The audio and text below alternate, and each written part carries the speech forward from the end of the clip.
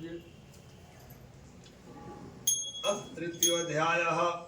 सूत जी बोलते हैं, हे सौनक, विष्णु भगवान जिस तरह कहे थे वह मैंने आपसे कहा। दूसरी बात पूछिए तो सौनक जी बोले, हे सूत जी, उस ब्राह्मण के बाद इस व्रत को किसने किया, यह सुनने की इच्छा है। सूत जी बोलते हैं कि जिसने, सुनिए, जब व्रत करने के लिए ब्राह्मण उदित हुए, सब तैयारी कर रहे थे, उसी समय एक लकड़हारा लकड़ी बेचने के लिए जा रहा था। वह भी भूखा प्यासा था। भूख के मारे काष्ठ को ब्राह्मण के घर के दरवाजा के बाहर रख करके और ब्राह्मण के घर में जा करके बैठ करके भगवान को पूजन को देखा। जब पूजन समाप्त हो जाता है तो लकड़हारा नम्रता से हाथ जोड़ करके और प्रणाम करके ब्राह्मण से पूछते हैं, आप यह क्या कर रहे थे, इसको करने से क्या फल होता है।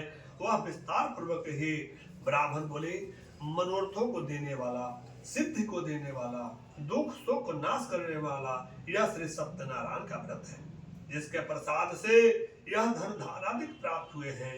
यह सुनकर के लकड़हारा भी प्रसन्न हो गया।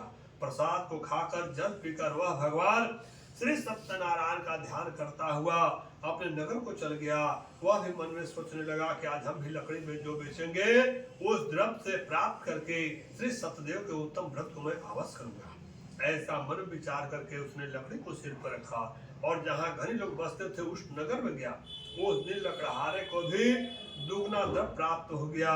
वह अत्यंत प्रसन्न होकर सुंदर केले के फल, शक्कर, दूध, घी, गेहूं के चूर्ण सबको सवाई लेकर घर में आकर के अपने भाई बंधुओं को बुलाकर विधि से और श्री सत्यनारायण के व्रत को किया। उस व्रत के प्रभाव से लकड़हारा भी धन और पुत्र से युक्त हो गया। इस लोक में सुख पाकर अंत में सत्यलोक को चला गया।